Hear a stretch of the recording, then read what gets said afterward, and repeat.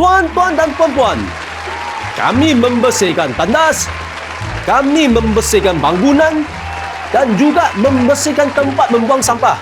Jadi, terus sokong kita untuk membuat pembersihan yang betul. Hey, Mr. Mop, Mr. Mop. Yes. Bila kali terakhir you dicuci? Soalan seterusnya. Ramai cleaner, dia fokus membuat pembersihan tandas, lantai, tapi dia dah lupa buat pembersihan alat sendiri. Mop, penyapu dan kain yang kotor boleh membawa bakteria dan kotoran ke tempat-tempat lain. Kalau Mr. Mop pun malu nak jawab bila last kali dia dicuci, mungkin dah sampai masa untuk mencuci mop anda. Ini kan ramai buat silap. Follow aku ni, saya tunjuk cara yang betul.